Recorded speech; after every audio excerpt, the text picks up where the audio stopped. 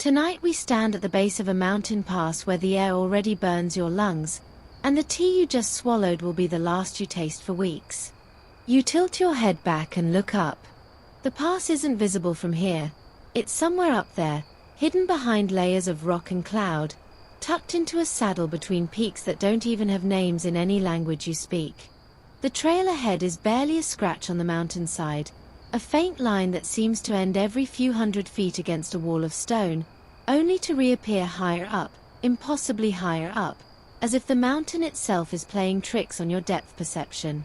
You're standing at roughly 12,000 feet already, and you haven't even started the hard part.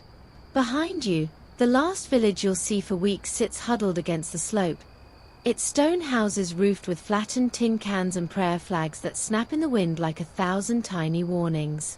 You drank your last proper cup of tea there this morning. Buttered, salty, served in a wooden bowl that had been passed around the room before it reached your hands. You pretended not to notice. The woman who poured it smiled with half her teeth missing and said something in a dialect you couldn't follow, but the meaning was clear enough. Drink up, because up there, the stove goes cold. And here's the thing about that tea you just swallowed. It came from somewhere below, some green valley thousands of feet down, some terraced hillside where women picked leaves with fingers stained black by years of harvest. It traveled up here on someone's back, or on the back of a mule that probably died on the trail last winter, or wrapped in oilcloth and strapped to a wooden frame that creaked across suspension bridges made of braided vines.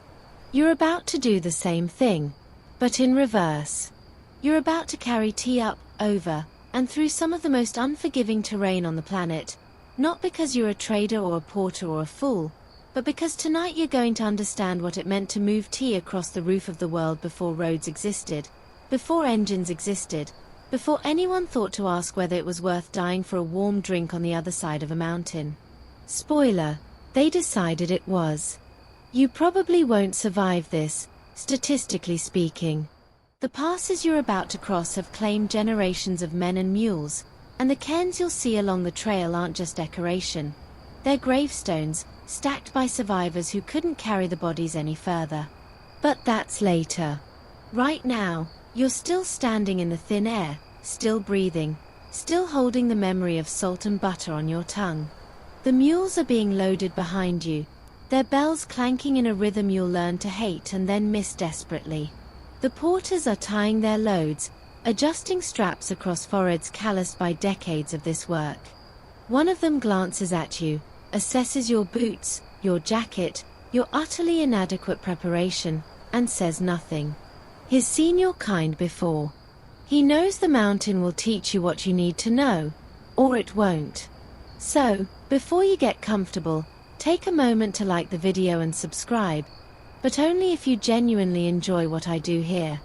Now, dim the lights, and let's ease into tonight's journey together.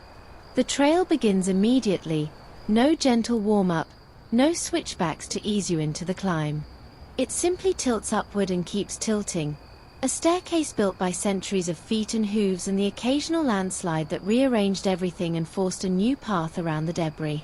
You step over rocks worn smooth by leather soles and iron shoes, past stones painted with mantras that you can't read but whose purpose you understand. Someone prayed here, probably more than once. The air tastes different already. Thinner, colder, stripped of the moisture that made the lower valleys smell of pine and dung smoke. You breathe through your mouth without deciding to, pulling air in faster than seems reasonable, and your legs notice the grade immediately. You're not carrying anything yet, just your own weight, your own foolishness, and already your heart is reminding you that you're a creature of low altitudes and central heating. But you keep climbing. Because that's what the tea did, for centuries, long before you showed up to witness its ghost. Bales of compressed tea leaves, wrapped in bamboo mats and bound with rope, strapped to wooden frames and balanced across the backs of animals and men, moving in a steady upward crawl from the tea gardens of Assam and Yunnan and Sichuan toward the Tibetan plateau, toward Lhasa, toward the monasteries where butter lamps burned and monks stirred tea into churns the size of small barrels. The tea went where you're going, and it went there because people on the other side needed it, not as a luxury, not as an indulgence, but as a necessity.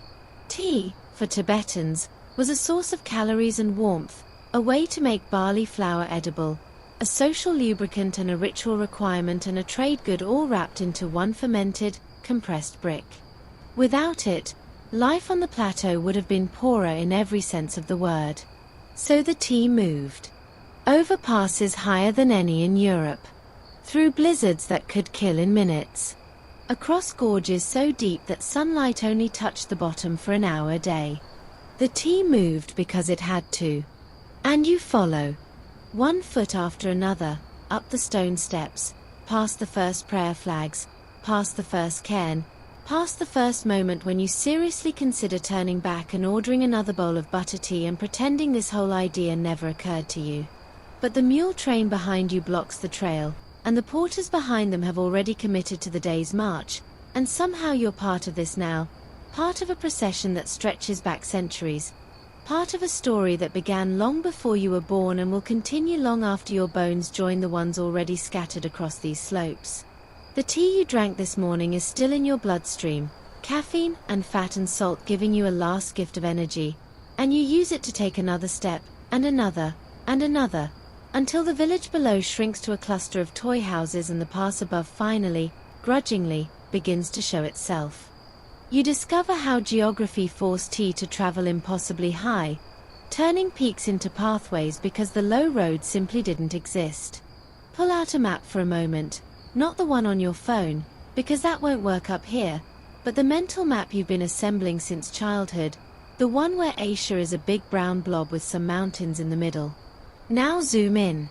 Way in. Past the political borders that shift every few decades, past the national parks and the disputed territories and the lines some British cartographer drew from an office in Calcutta without ever seeing the place. Zoom in until you're looking at the space between India and China, between Burma and Tibet, between the lowland jungles and the highland deserts. What you'll find, if you're paying attention, is that there's no easy way through. The Himalayas aren't a wall. They're a chaos, a crumple zone where two continents slammed into each other and kept pushing for millions of years, shoving rocks skyward in folds and wrinkles and jagged peaks that don't line up in any sensible direction. Rivers cut through them, sure, but those rivers run in gorges so deep and so steep that following them means climbing out and climbing back in every few miles, losing all the elevation you just gained and then some. The low roads you're imagining, the gentle valleys, the gradual passes, the logical routes that any sensible road engineer would choose, they don't exist here. They never did. So the tea had to go high. Ridiculously high. Suicidally high. Over passes that would make a modern mountaineer check their oxygen supply and reconsider their life choices. Passes like the Difula, at something like 14,000 feet, or the Karakoram passes that push 17,000, or the routes through the Nyenchen Tangleher Mountains that flirt with 18,000 feet before grudgingly allowing you to descend. You're not climbing Everest here, but you're consistently higher than most of the Alps, higher than any road in North America, higher than the point where helicopters start to struggle and pilots put on masks. And you're doing it on foot, carrying a load, with nothing but barley flour and butter tea to keep you going. The tea went high because it had no choice. The mountains squeezed every alternative out of existence, leaving only the passes, only the ridges, only the places where snow falls 9 months of the year and the wind never stops reminding you that you're not welcome. Here's a lesser-known detail that might make you appreciate your own soft, low-altitude existence. The tea caravans didn't just cross these passes once and call it done. They crossed them in both directions, year after year, generation after generation, following routes that had been established before anyone wrote anything down. And because the passes were so high, so exposed, so utterly hostile to life, the caravans developed a rhythm that had nothing to do with daylight or convenience and everything to do with survival. They crossed in the spring and autumn, when the snow was manageable and the avalanches slightly less frequent. They timed their arrivals at specific altitudes to avoid the afternoon storms that built up like clockwork. They knew which side of a ridge held the least snow, which boulders offered shelter, which streams would still be flowing at the end of a dry summer. The passes weren't just obstacles, they were living things, personalities with moods and preferences, and you either learned to read them or you became another cairn. But why go high at all? Why not go around? That's the question that haunts every map, every armchair geographer who traces their finger along the page and wonders why the dotted lines go straight through the scariest bits. The answer is geography's cruel joke. The low routes that do exist lead nowhere you want to go. Follow the Brahmaputra east and you'll hit jungles so thick that moving a mile takes a week. Follow the Irrawaddy north and you'll run into gorges that make the passes look like picnic spots. Follow any river long enough and you'll eventually hit a waterfall, a rapid, a section where the water drops so fast that the banks become cliffs and the river becomes a trap. The T needed to go to Tibet, and Tibet sits on a plateau 2 miles high, ringed by mountains that act as a moat. The only way in is up. The only way out is up. The tea trade existed because people were willing to go up, and up again, and then up some more, until the air turned to soup and the sky turned purple and the concept of down became a distant memory. You're starting to feel this now, on the trail. The first few hours were hard, but this is something else. Your legs aren't tired so much as confused, firing signals that don't seem to produce forward motion. Your head aches with a low throb that you recognize as altitude, though you're not high enough yet to really worry. The mules ahead of you move with a patience that seems almost mocking. They've done this before, many times, and they know that rushing only makes it worse. One of them carries a load of tea bricks worth more than you'll make this year, wrapped in leather and lashed to a wooden frame that creaks with every step. Another carries salt, great blocks of it mined from the Tibetan plateau and heading down to the lowlands where it will trade for more tea. The trade is circular, endless, self-perpetuating. Tea goes up, salt comes down, and the mountains take their toll on both. Historians still argue whether the tea routes were first established by Tibetans going south for salt and barley, or by Chinese going west for horses and wool, or by some older group whose name has been forgotten entirely. The archaeological evidence is thin. Tea leaves rot, wooden pack saddles decay, and the passes themselves have a way of swallowing evidence and never giving it back. What's certain is that by the time anyone thought to write about the trade, it was already ancient, already woven into the fabric of highland life, already as natural as snow and stone. The routes you're walking now were old when Genghis Khan was a child, old when the first Buddhist missionaries crossed into Tibet, old when the Romans were still building walls across Europe. They've been here forever, or at least forever enough that the distinction stops mattering. You learn to trust the lead mule's instincts, an animal whose ancestors carried tea before your great-grandparents were born. The mule in front of you stops. Just stops, mid-stride, one hoof raised and then frozen, like a statue of indecision carved from muscle and bone. You stop too, because you've already learned that when the mules stop, you stop. No questions, no pushing, no clever attempts to go around. The trail here is narrow, maybe 3 feet wide, with a slope dropping sharply to your left and a wall of fractured rock rising to your right. One misstep and you're tumbling. And tumbling here doesn't mean a few scrapes and a bruised ego. It means a very long, very final conversation with gravity. So you wait. The mule waits. The mule behind you waits. The whole train halts, and for a long moment the only sound is the wind and the clinking of bells as the animals shift their weight. Then you see it. Ahead, maybe 50 yards up the trail, a patch of snow that looks solid from a distance reveals itself as something else. An overhang, a cornice, a lip of frozen water waiting for the exact right trigger to release an avalanche across the path. The lead mule saw it before you did, before anyone did, before the porters with their decades of experience registered the threat. Saw it, or smelled it, or felt it in that way that animals have, that preconscious awareness of danger that evolution hardwired into creatures whose ancestors survived long enough to pass on the genes that notice things humans miss.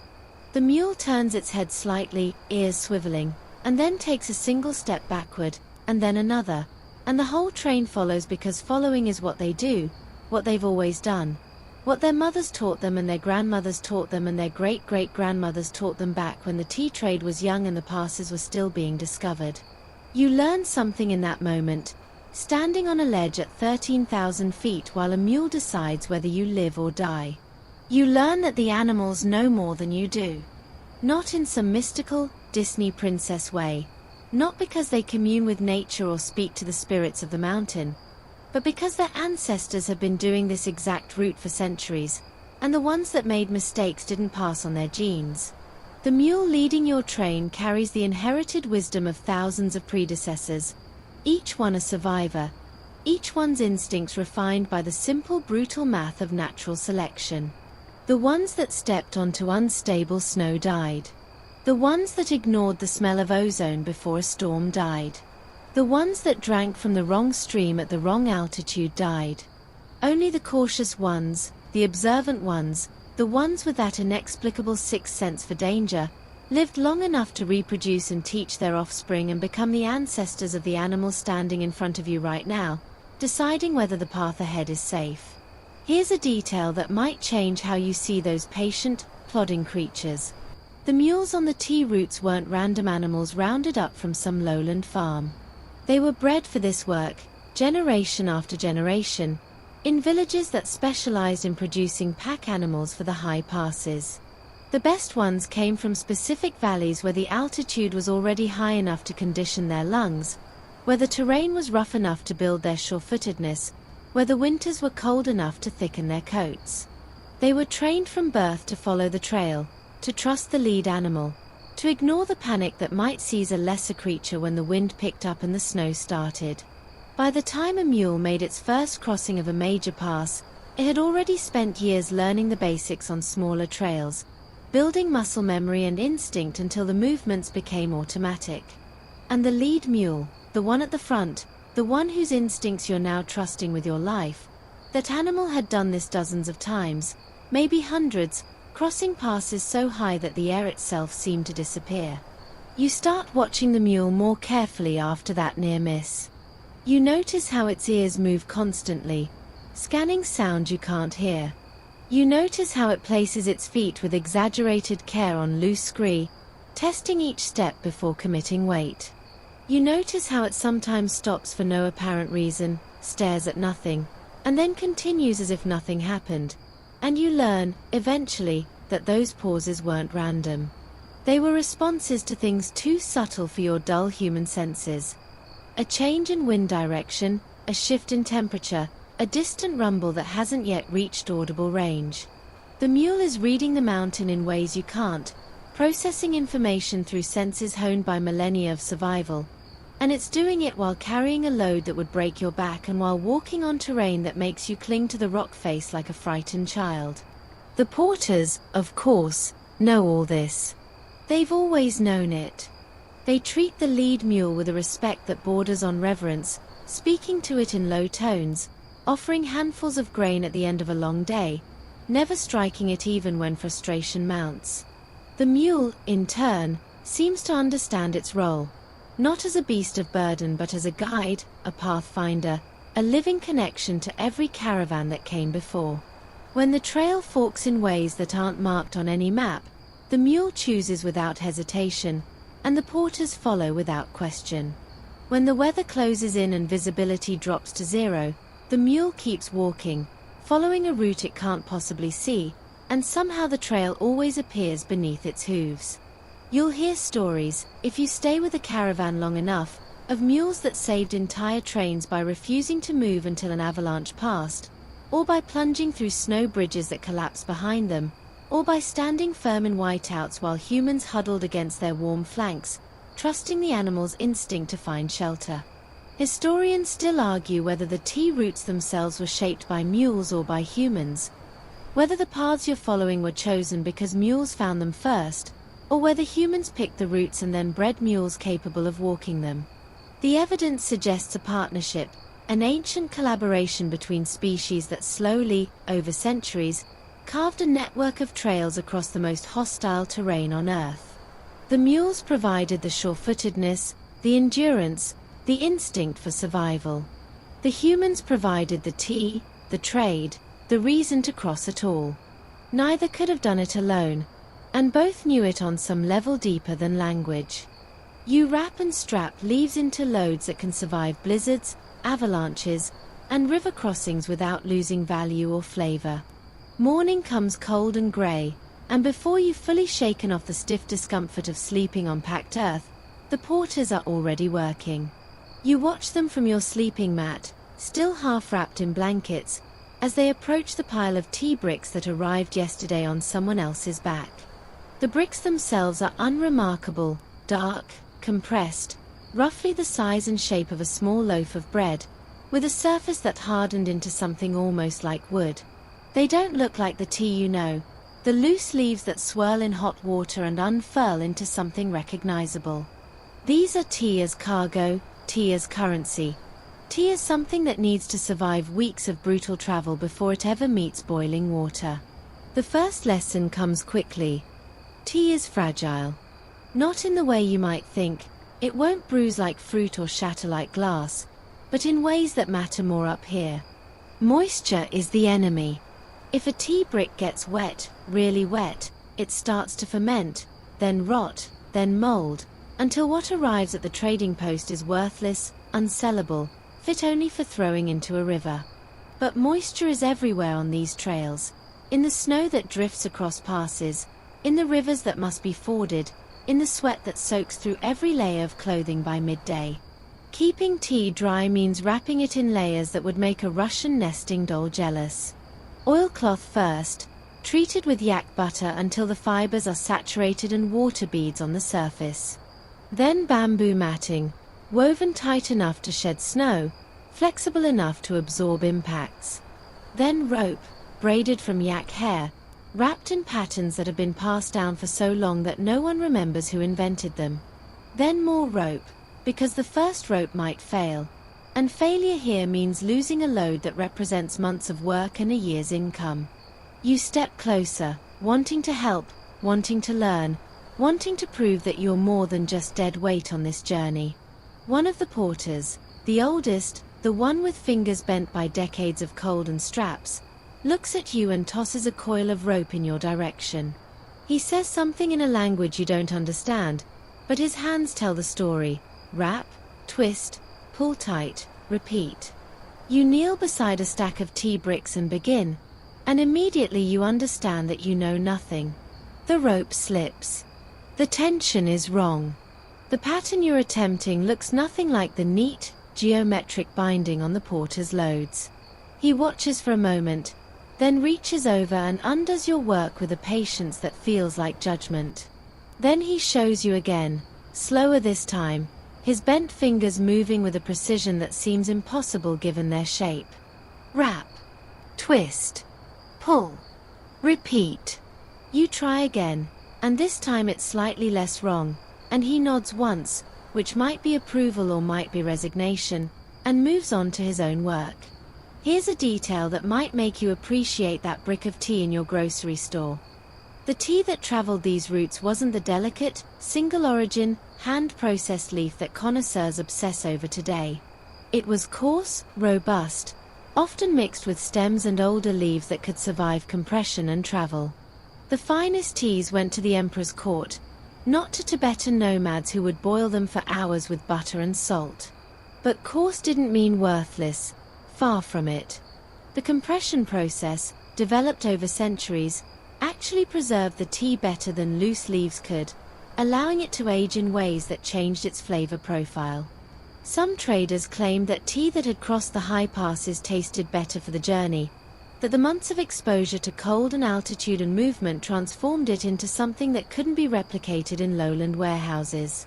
Whether that was true or just trader talk, the tea that reached Tibet was valued precisely because it had survived the journey. The difficulty of transport added to its worth, proof that it came from somewhere real, somewhere difficult, somewhere that mattered. The loading itself is a kind of choreography. Each mule can carry about 60 to 80 kilograms, divided into two balanced loads that hang on either side of the animal's spine. The loads have to be equal in weight, equal in distribution, secured so that they don't shift during a climb or swing during a descent. Too loose and the load will bounce, chafing the mule's skin raw.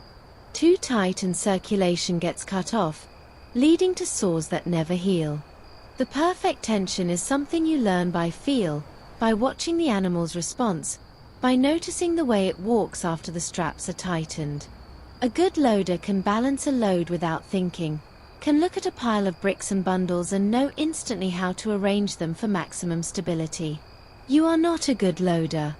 You watch your bundles shift visibly on the mule's back, and the porter who corrected your rope works size and rearranges everything while you stand there holding the rope you thought you'd finally mastered.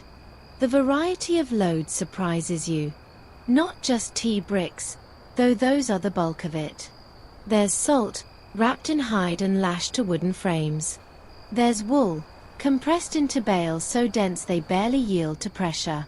There's borax, used for cleaning and soldering and a dozen other purposes, carried in sacks that leak white powder onto everything nearby. There's grain, barley mostly, sealed in leather bags that could float if a river crossing went wrong. And there's the personal cargo, the porter's own food, their spare boots, their prayer flags and amulets, and the small clay statues of deities that they'll leave at pass stops as offerings. Everything has its place, its wrapping, its method of securing. Everything has been worked out over centuries, tested by disaster, refined by survival. You're looking at a system so optimized that any change would probably make it worse, a technology of transport that predates the wheel in these mountains and has outlasted every attempt to replace it. The last loads go on just as the sun clears the ridge, throwing long shadows across the camp. The lead mule shakes its head, bells jangling, and the whole train stirs into motion. You fall into your place behind the last animal, watching the load sway gently with each step, and you realize that you're now part of something ancient, a procession of tea and salt and wool moving across the roof of the world, wrapped and strapped and balanced by hands that have been doing this longer than any nation has existed. The tea you helped load will cross passes you can barely imagine, survive storms that would kill you in hours, and eventually end up in a butter churn on the Tibetan plateau, where someone will stir it into hot water and drink it without ever knowing your name or caring about your role in its journey. That's the trade. That's the route. That's what it means to move tea across the high Himalayas. You cross your first high pass and feel the strange euphoria that convinces you everything is fine even as your body begins to fail. The trail has been tilting upward for 3 days now, and you've stopped noticing the grade the way you stopped noticing a headache that's been with you since breakfast. It's just there, part of the background, something your body has accepted as normal even though nothing about it is normal. Your lungs work harder than they ever have, pulling air in fast and pushing it out faster, and still you feel like you're breathing through a straw. Your heart beats at a tempo that would send you to a doctor back home, but here it's just the rhythm of survival, the metronome that keeps you moving when everything in your brain is screaming for rest. The mules ahead move at their own pace, indifferent to your suffering, and the porters move with a patience that seems almost supernatural. They've been here before, many times, and they know that this part of the journey is less about strength and more about endurance, less about pushing through and more about simply continuing. Then the world changes. The trail levels out, just slightly, and the rock walls that have been hemming you in for days fall away, and you step onto a shoulder of the mountain that opens into something enormous. The pass is still ahead, still hidden, but suddenly you can see it, a notch in the ridgeline, a place where the mountain relents and lets you through. The sight does something to your brain, releases something that might be hope or might be altitude sickness wearing a convincing disguise. Your legs find strength you didn't know they had. Your breathing eases, or seems to. You push forward with a new energy, convinced that the worst is behind you, that the pass is practically within reach, that you'll be over and down before the afternoon storms build. This is the altitude grin. You've heard about it, read about it in accounts of mountaineers and high-altitude travelers, but you didn't really believe it until now. The euphoria that comes at extreme height, the irrational confidence that convinces you everything is fine even as your body begins to fail, the strange chemical trick that makes you feel invincible when you're actually most vulnerable. It's not a metaphor. It's a physiological response, a cocktail of oxygen deprivation and endorphins and something else that scientists still don't fully understand, and it's flooding your system right now, making you feel like you could run the rest of the way, like the pass is nothing, like the stories of death and disaster were exaggerated by weak people who didn't have your strength and determination. Here's a lesser-known detail about the altitude grin. It kills people.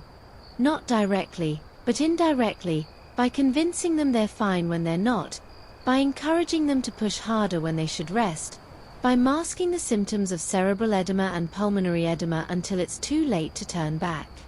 The pass you're crossing has claimed lives precisely because of this phenomenon. People who felt great at 14,000 feet, who celebrated their arrival at the top, who started down the other side feeling triumphant, and who were dead by morning, their lungs filling with fluid while they slept, their brains swelling inside their skulls until the pressure shut everything down. The porters know this. They watch you now with careful eyes, noting the way you move, the sound of your breathing, the color of your lips. They've seen the altitude grin before, on faces younger and fitter than yours, and they know what comes after if they don't intervene. But you don't know that yet. You're still grinning, still striding, still feeling like you've conquered something that was supposed to be impossible. The trail steepens again, the final push to the pass, and you welcome it, leaning into the grade, pulling yourself up by handholds on the rock. The air is so thin now that each breath feels like a gift, and you take them greedily, not noticing that you're breathing 3 times as often as you were an hour ago. The mules struggle too, their flanks heaving, their pace slowing to something barely faster than standing still. One of them stumbles, recovers, stumbles again, and the lead porter calls a halt, letting the animals rest for a few minutes before attempting the final pitch. You use the pause to look back, and for the first time you see how far you've come, the trail winding down into valleys you can no longer distinguish, the world spreading out below you like a map drawn in 3 dimensions, the clouds forming in the space between ridges, already building toward the afternoon storm. Then you're at the top. The pass. The highest point you've ever stood, higher than any airplane you've flown in before they pressurized the cabins, higher than any ski resort, higher than anything in the contiguous United States. There's a cairn here, a tall stack of stones topped with prayer flags so faded they're almost white, and you add a stone without being told, because everyone does, because that's what you do at passes, because the tradition is older than anyone remembers and you're part of it now whether you understand it or not. The view on the other side is different, drier, barer, the mountains giving way to something that might be plateau in the far distance. You're not going that far, not this trip, but you can see where the T goes, can trace the route with your eyes until it disappears into haze. Historians still argue whether the passes themselves were considered sacred before Buddhism arrived, or whether the spiritual significance came later, layered over older beliefs by monks who understood the power of high places. What's certain is that every pass on every major T route has its cairns, its flags, its offerings left by travelers seeking protection. You see them now, small figurines carved from stone, strips of cloth tied to poles, even a few coins pressed into cracks in the rock. The offerings are humble because the travelers are humble, because no one crossing these passes has wealth to spare, because the act of giving is more important than the gift. You have nothing to leave except a stone you picked up an hour ago, but you place it on the cairn anyway, and for a moment you feel something that might be connection to every other traveler who ever stood here and did the same. The descent begins immediately. You can't stay at the top, not with the weather building, not with the light fading, not with the knowledge that the hardest part of any crossing is often the downhill, when exhausted legs give way and tired minds make mistakes. The mules go first, picking their way down the loose scree with a care that seems almost exaggerated after the effort of the climb. You follow, and now you notice something strange. The euphoria is fading, replaced by a headache that pulses behind your eyes, by a nausea that rises and falls with each step, by a weariness that settles into your bones like cold. The altitude grin has worn off, and what's left is the reality of what you've done. 14,000 feet, maybe more, with nothing but your own body to get you up and down. The porters watch you carefully now, noting the change, ready to intervene if you stumble too far or stop too long. They've seen this before too. They know what comes after the grin. You stumble into a cliffside monastery where monks offer butter tea and shelter, the only reliable hospitality for days in any direction. The storm catches you halfway down, as it always does, as it has for every caravan since the first desperate trader crossed these slopes. One moment the sky is merely grey, the next it's releasing everything it has. Snow so thick you can't see the mule in front of you. Wind so strong it steals your breath before you can use it. Cold so intense that exposed skin goes numb in seconds. You huddle against the rock wall, pulling your hood tighter, wondering if this is it. If this is where you join the cairns you've been passing for days. The mules don't stop. They can't stop. Stopping means freezing, means dying, means becoming part of the mountain. They keep moving, heads down, bells muffled by snow, following a trail that's already disappearing beneath fresh accumulation. You have no choice but to follow, because following is the only chance, because staying put means the cold wins. And then, through the white, you see it. A shape that's not rock, not snow, not one of the mules. A building, clinging to the cliff face like a barnacle on a ship's hull, its walls angled inward against the wind, its windows glowing with the faintest hint of light. The monastery. You'd heard about it from the porters, heard the name spoken with a reverence that suggested something more than just a building, but you didn't really believe it existed until now. It exists. It's real. And it's between you and the storm, between you and the long slide into hypothermia that's been waiting since the weather turned. The lead mule heads straight for it, not hesitating, not questioning, as if it's made this detour 100 times before. Which it probably has. The door opens before you reach it, a heavy slab of wood, banded with iron, set into a frame that's been carved with prayers you can't read. A figure stands in the doorway, robed in maroon, face shadowed by a hood. He doesn't speak, just steps aside and gestures you in, and you go because going is the only option, because the storm is at your back and the warmth ahead is the difference between tonight and forever. Inside, the monastery wraps around you like a blanket. Thick walls, small windows, the accumulated heat of generations of bodies and butter lamps. The mules won't fit, of course. They're led to a sheltered courtyard, a space carved from the rock, where they'll wait out the storm with the monastery's own animals. But you fit. You fit perfectly, and you're suddenly aware of how cold you were, how close to the edge, how much the building just saved your life. Here's a detail that might change how you think about mountain hospitality. The monasteries along the tea routes weren't just places of worship. They were inns, hospitals, banks, and fortresses all rolled into one, staffed by monks who understood that survival in these mountains depended on mutual aid. The tea caravans brought news from the lowlands, goods from distant markets, offerings that could be sold or traded or used. The monasteries offered shelter, food, medical care, and perhaps most importantly, a place to store goods for the return journey. A trader could leave half his load at the monastery, pick it up months later on his way back, and pay for the service with a portion of whatever he'd traded for in between. The system worked because everyone needed it to work, because the mountains didn't care about your religion or your origin, because a frozen trader was useless to everyone. You're led to a common room, low-ceilinged and smoky, filled with the smell of butter lamps and incense and something cooking that you can't identify. Other travelers are here, a group of traders from somewhere west, their faces weathered by different passes, their loads stacked in a corner and covered with oilcloth. They nod as you enter, the universal greeting of people who understand that the storm outside makes everyone temporary brothers. You nod back and find a spot on the floor, near the single stove that serves as the room's heart. The heat seeps into you slowly, painfully, as frozen tissue wakes and complains.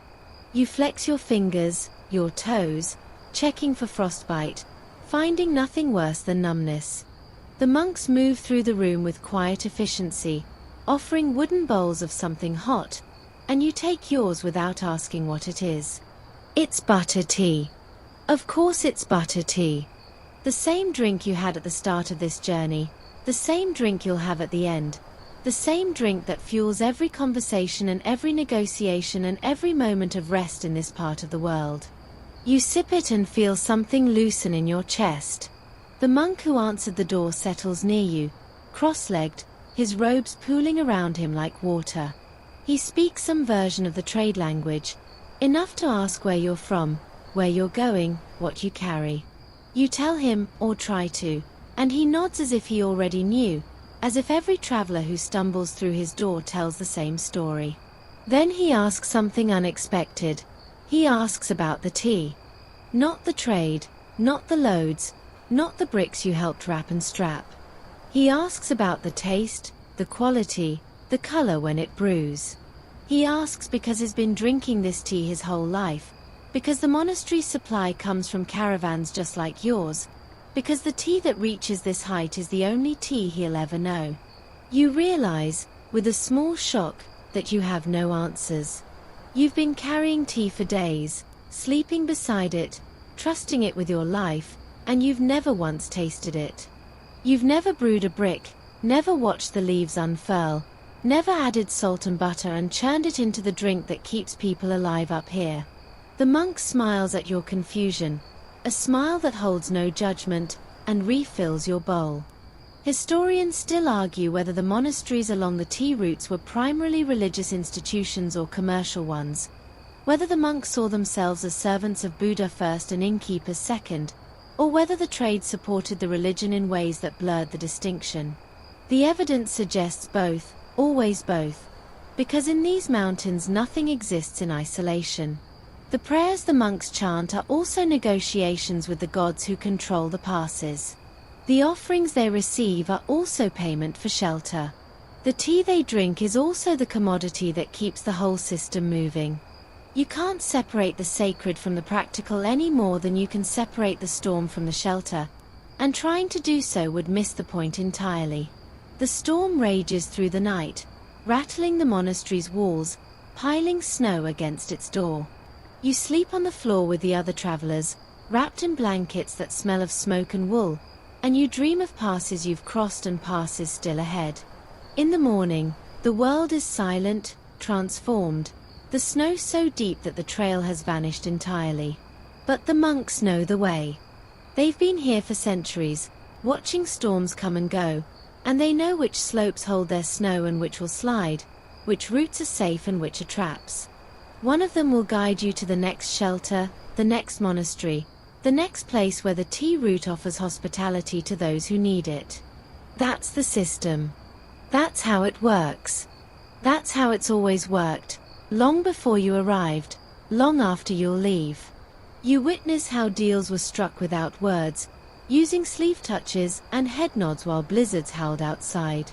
The storm has passed, but the snow it left behind has transformed the world into something unrecognizable.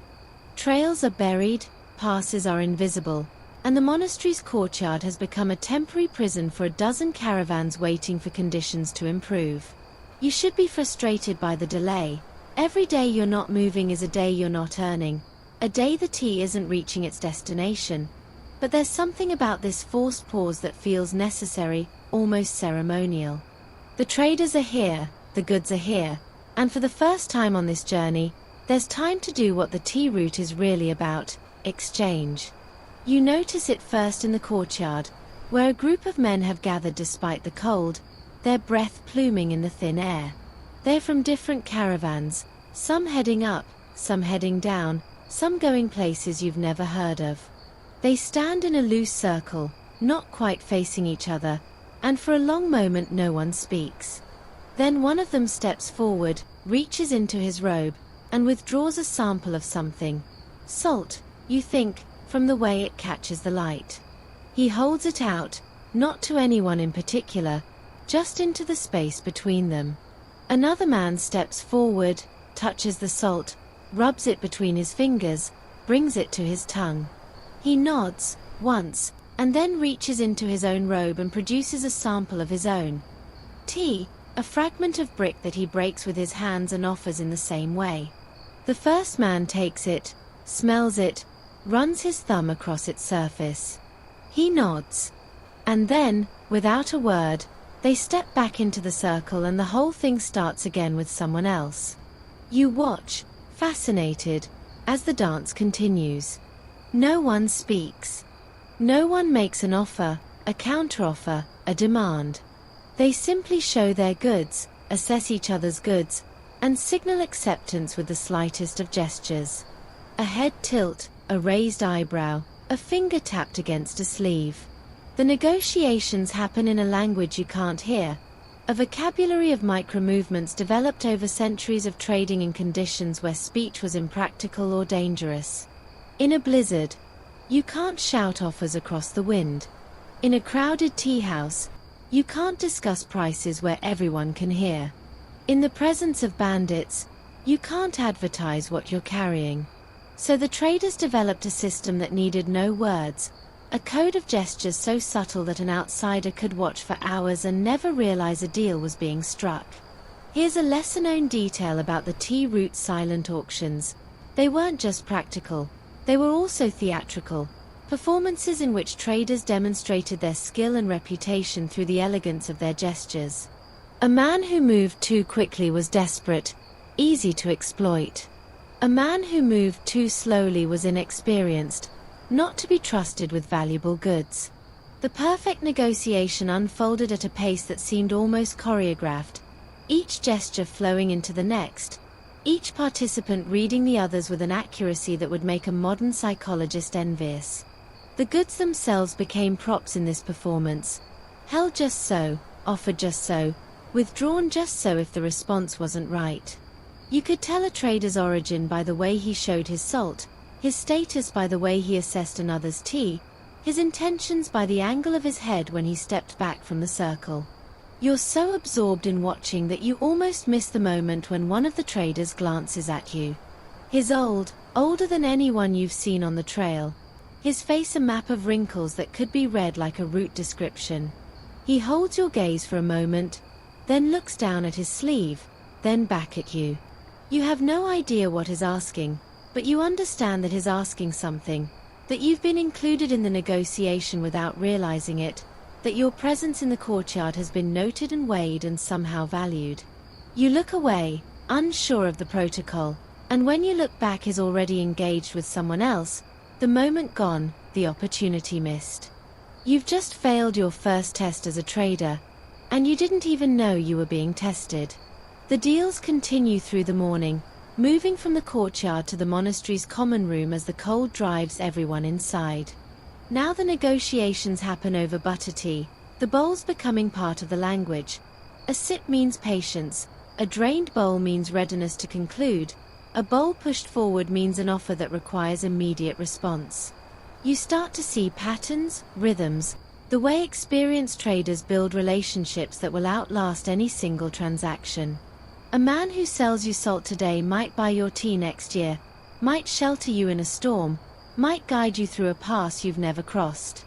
The deal isn't just about the goods, it's about the connection, the mutual recognition that you're both part of something larger than yourselves, something that requires trust because without trust the whole system collapses.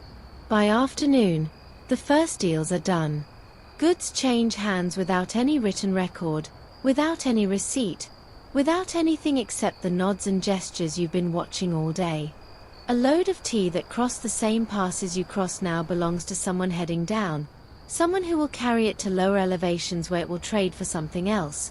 Wool, perhaps, or grain, or the manufactured goods that come from places even lower than that. The tea's journey isn't over, it's just beginning a new phase, moving from one set of hands to another, one set of passes to another, one set of stories to another. You'll never know where it ends up, never taste the butter tea it becomes, never meet the people who warm themselves with its heat. That's the trade. That's the route. That's what it means to be part of something that stretches beyond your own small existence. Historians still argue whether the silent trading systems of the Himalayas developed independently or spread from a common source. Whether every mountain range produces the same adaptations, or whether traders carried the gestures with them as they moved, spreading a commercial language across the roof of the world. What's certain is that the system worked for centuries, worked so well that outsiders who tried to insert themselves into the trade often failed because they couldn't learn the language. You could have all the tea in China and all the silver in the Americas, but if you couldn't nod at the right moment, if you couldn't read a sleeve touch, if you didn't know that a tilted bowl meant something different in autumn than in spring, you'd never close a deal. The mountains demanded fluency, and fluency took years to acquire. Years that most outsiders weren't willing to invest. The light fades, the deals conclude, and the common room fills with the sound of low conversation. Actual words now, the relaxation after the intensity of silent negotiation. You sit among the traders, drinking butter tea that someone else brewed, and you feel the weight of what you've witnessed. Deals worth more than you'll earn in years, conducted without a single written word. Trust extended and honored between people who may never meet again. A system so refined, so adapted to its environment, that it seems less like commerce and more like a form of life.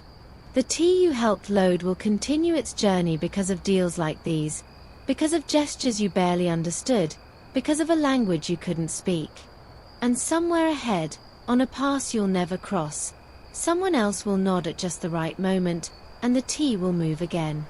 When tea was worth more than silver, you carry a load worth a fortune in another world, yet you sleep on frozen ground because the tea must stay dry and warm.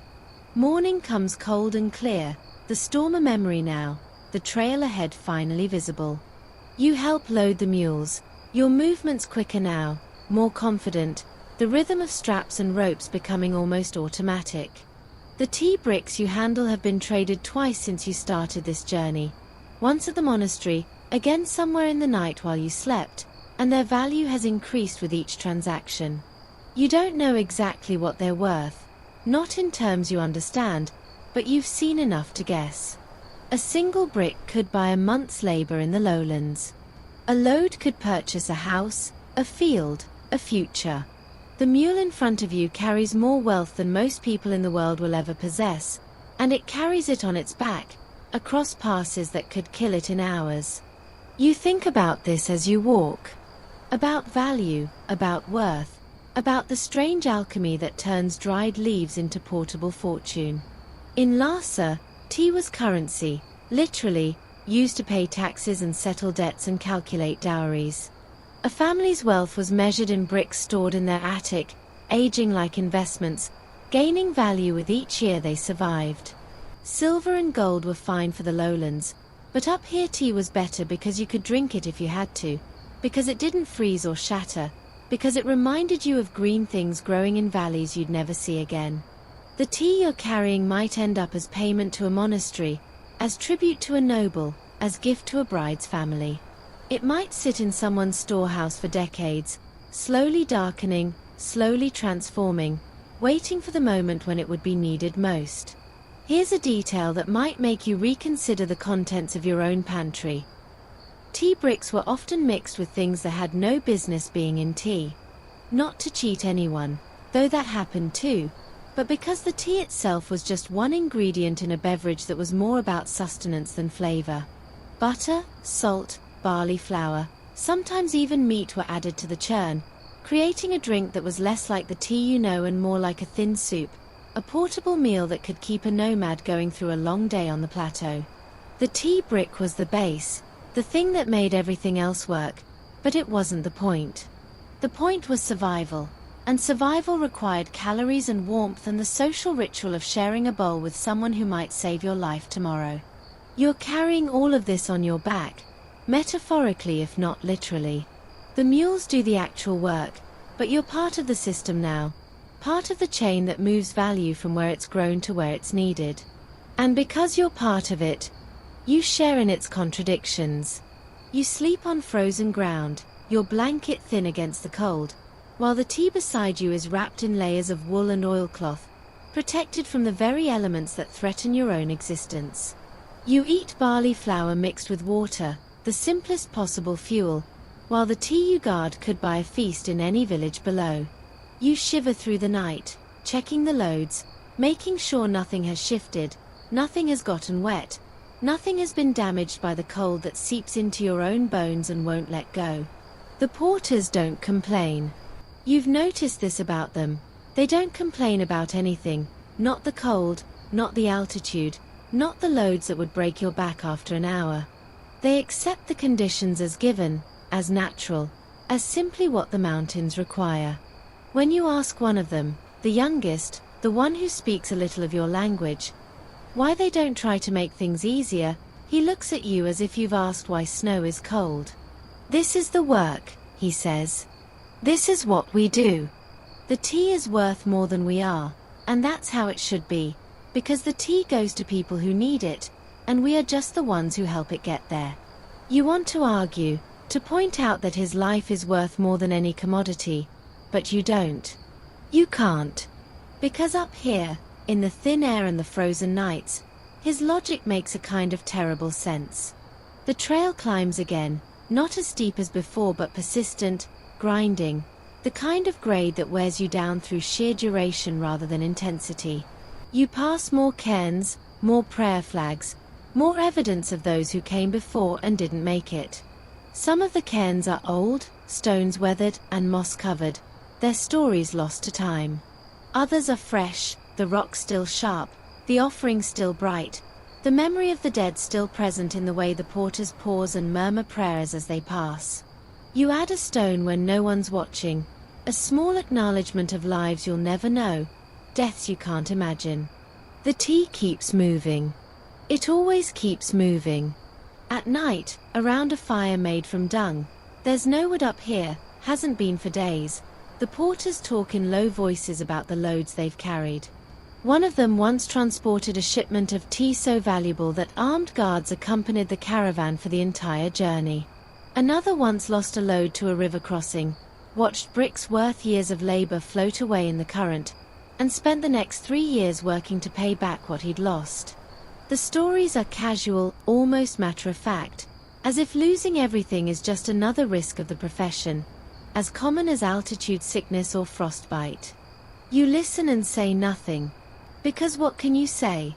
Your own risks, back in the world you came from, are so small by comparison that they seem almost embarrassing.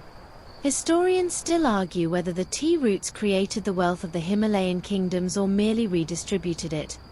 Whether the trade made the region richer overall or simply concentrated value in the hands of those who controlled the passes.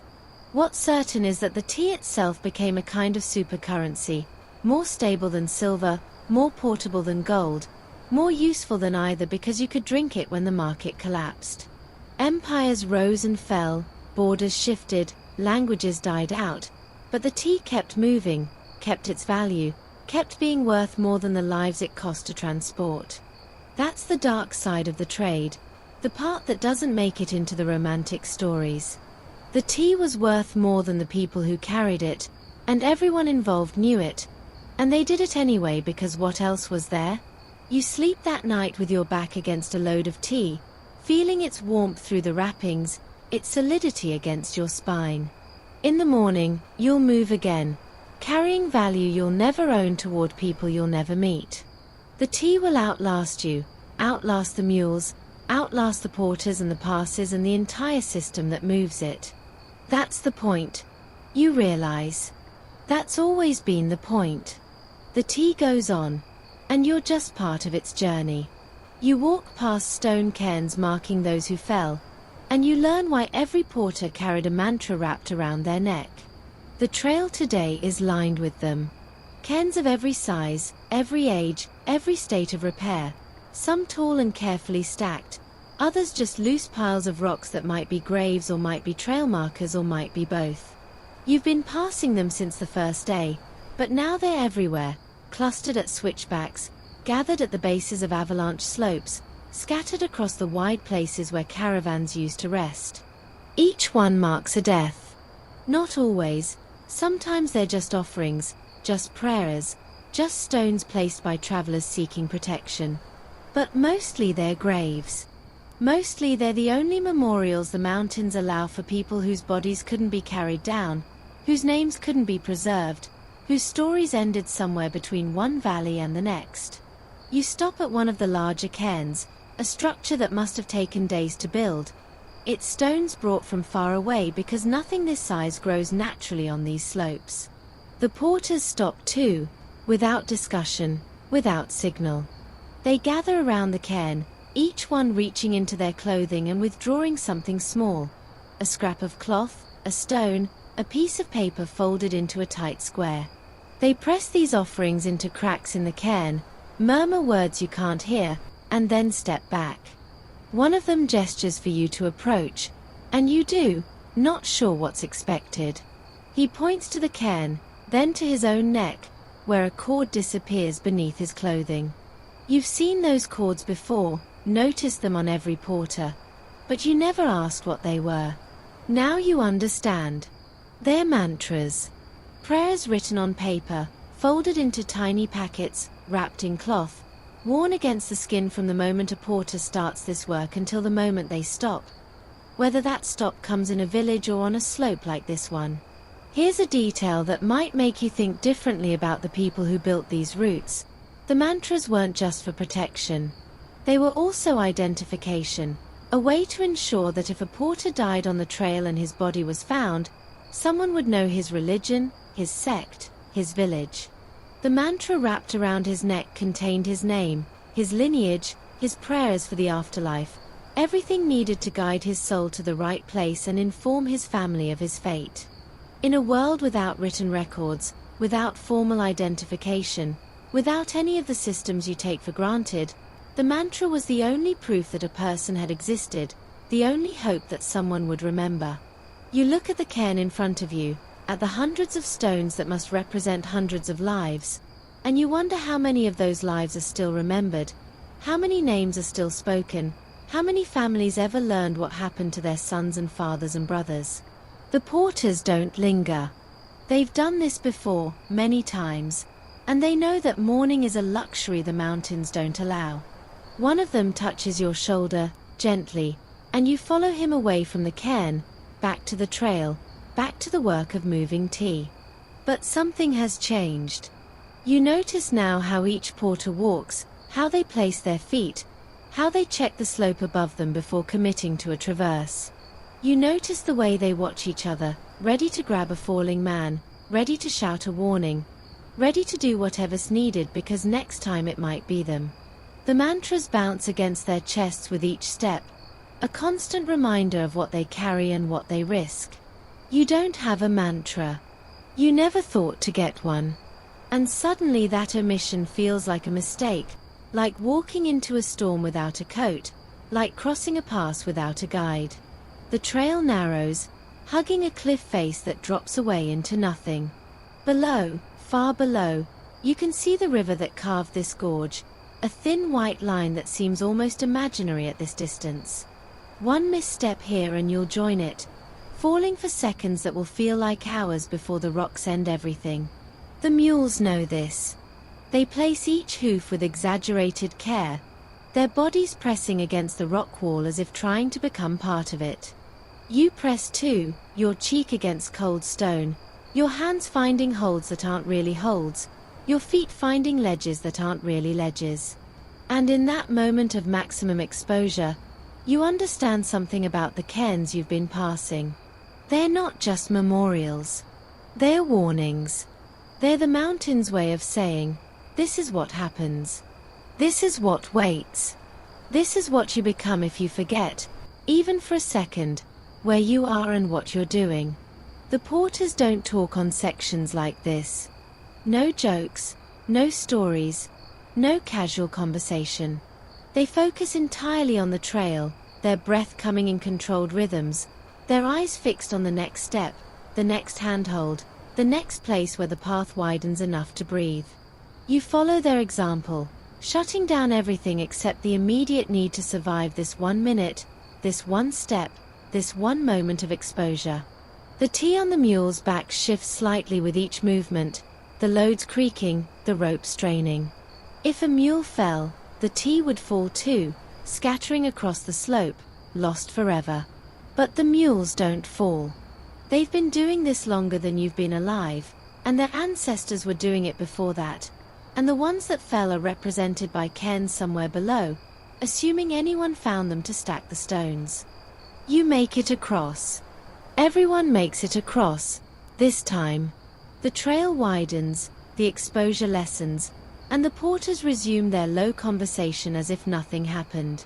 But you notice that they check their mantras, each one touching the cord at his neck, confirming that it's still there, still secure, still ready to speak for them if the mountain takes them.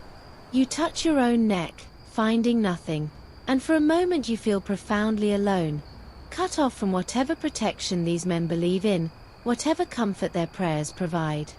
Then one of the porters, the same one who touched your shoulder at the cairn, reaches into his robe and withdraws a small cloth packet on a cord. He holds it out to you, saying something you don't understand but whose meaning is clear. Take this. Wear this. You're one of us now. Historians still argue whether the tradition of carrying mantras predates Buddhism in the Himalayas, whether the practice was adapted from older shamanic traditions or imported whole from the monasteries of Tibet.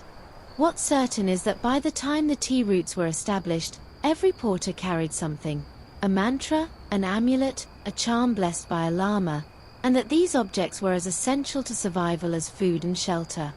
You couldn't cross the passes without something to remind you that you were more than just meat and bone, that your existence had meaning beyond this moment of struggle, that someone would remember you even if the mountain took you. The mantra around your neck, and now you have one, given freely by a man who barely knows you, is that reminder. It's also a promise. A promise that you'll do the same someday, for someone else who needs it, someone else who's walked too close to the edge and felt the mountain's breath on their neck. You reach the highest trading grounds where tea changes hands for Tibetan salt, wool, and the blessing of a lama. The plateau opens before you like a revelation, flat, vast, empty in ways that make the mountains behind you seem almost cluttered. You've been climbing for what feels like forever, and suddenly you're not climbing anymore, just walking across a landscape that stretches to horizons in every direction. A landscape so high and so bare that it might as well be another planet. The air is thinner here than anywhere you've been, thin enough that each breath feels like a negotiation, thin enough that the sky is a color you've never seen, a purple blue that seems to vibrate at the edges of your vision.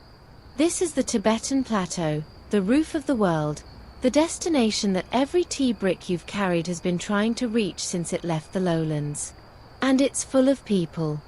Not many, by your standards, a few tents here, a cluster of stone huts there, the occasional figure on horseback moving between them.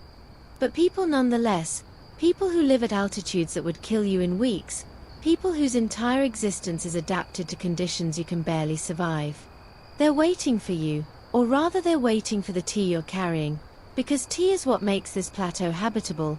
Tea is what turns barley flour into something you can eat day after day. Tea is the reason anyone can live at 15,000 feet without going mad from cold and isolation. The traders who've been traveling with you since the monastery fan out across the plain, heading to different encampments, different customers, different deals. You stay with the main group, the one carrying the largest loads, the one heading toward a cluster of tents that seems to pulse with activity even from a distance.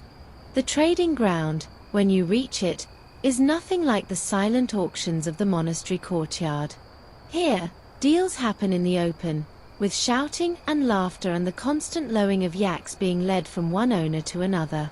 Tea bricks are stacked in piles, inspected, smelled, sometimes even tasted. A small piece broken off and chewed, the flavor assessed by people who've been drinking this tea their whole lives and can tell you its origin, its age, its quality, with a single bite. Salt is weighed on portable scales that look ancient but work perfectly, the balance finding equilibrium with a precision that seems impossible given the wind and the cold. Wool is compressed into bales that will go back down the passes you just crossed, heading for markets you'll never see, becoming clothes and blankets and trade goods for people even further away. Here's a lesser-known detail about the high plateau trading grounds.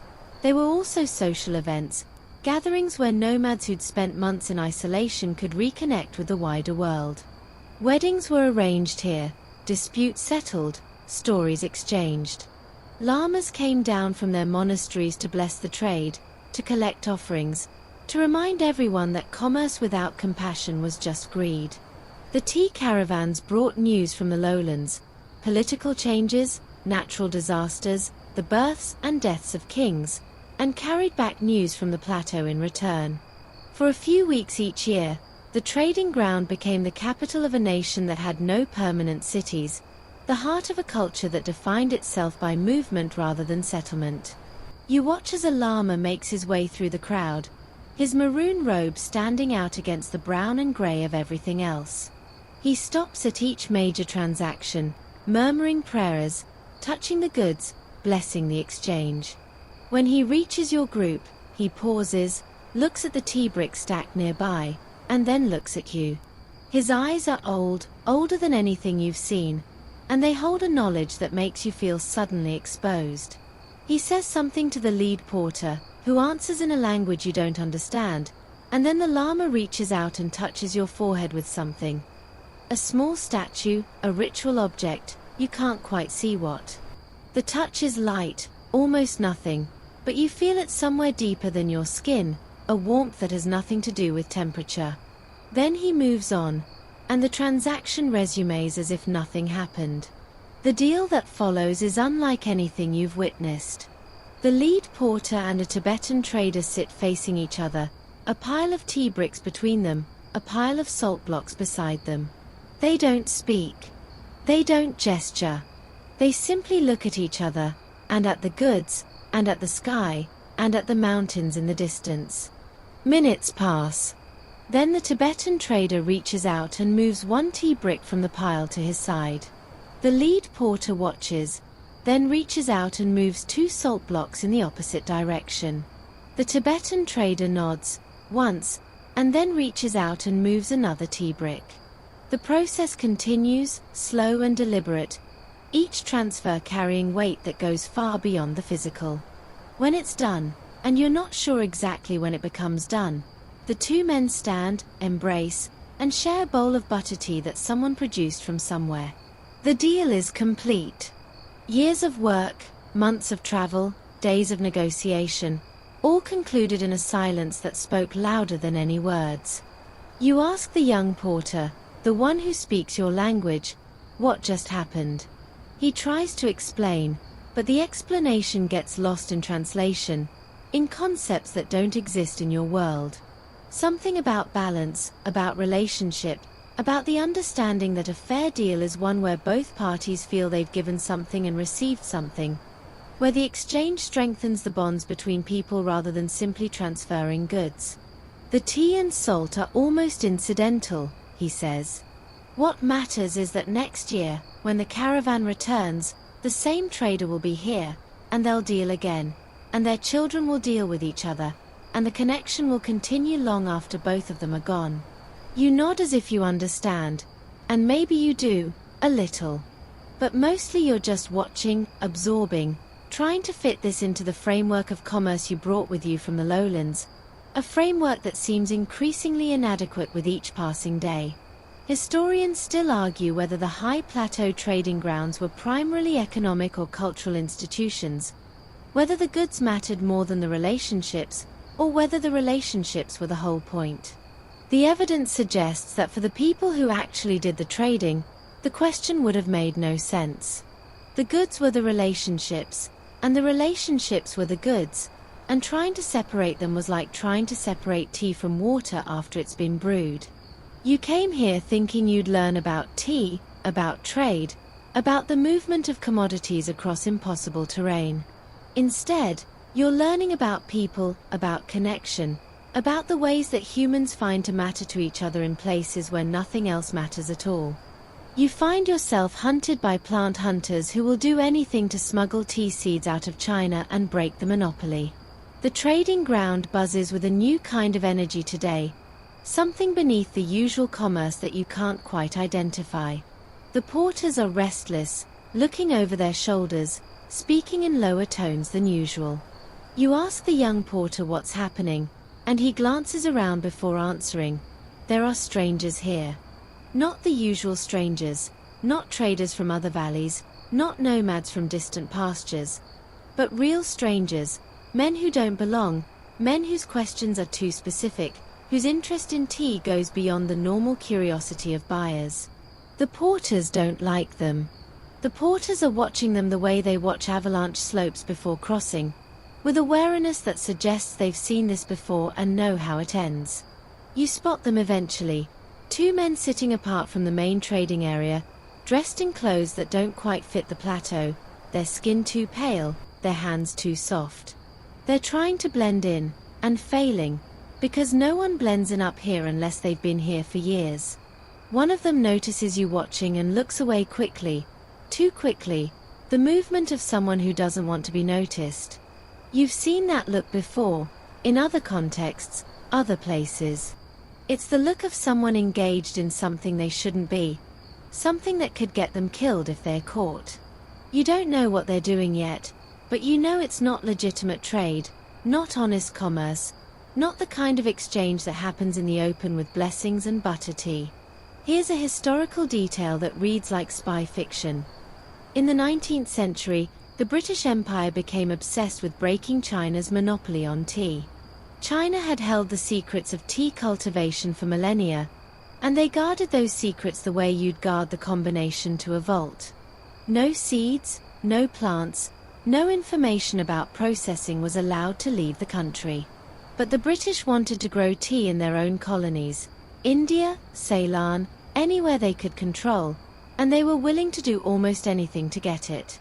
So they sent plant hunters, botanical spies, men willing to risk their lives to smuggle tea seeds and saplings out of China. Some of them traveled the tea routes you're walking now, disguised as traders, pretending to be something they weren't, while carrying contraband that could get them executed if discovered. The men at the trading ground are exactly that: plant hunters, botanical spies, agents of an empire that wants what it doesn't have. They're not here for tea bricks, they could buy those anywhere. They're here for seeds, for knowledge, for the living plants that could start new plantations in new lands. And they're here because the tea routes, for all their danger, also offer cover, a way to move through regions where official scrutiny is minimal, where a stranger with the right story can pass without too many questions. The porters know this, or suspect it, and that's why they're watching. They've seen these men before, or men like them, and they know that helping them, or even just ignoring them, could bring consequences that none of them want. You approach the strangers, not because you're brave but because you're curious, because you want to understand what's happening in this place you've come to know. One of them speaks your language, or something close to it, and he's relieved to find someone he can talk to without the constant risk of misunderstanding. He tells you he's a botanist, here to study high-altitude plants, and for a moment you almost believe him. But then his eyes drift to the tea bricks stacked nearby, and he asks a question about where they came from, what valley, what garden, and the lie becomes obvious. He's not here for alpine flowers. He's here for tea, for the living source of tea, for the thing that China has guarded for thousands of years and will kill to protect. You should walk away. You know you should walk away.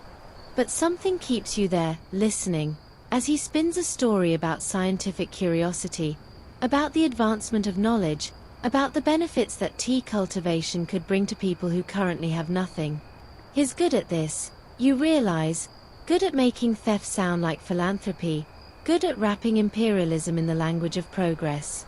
He offers you money, a lot of money, for information about the routes, about the valleys where tea is grown, about the villages where seeds might be obtained.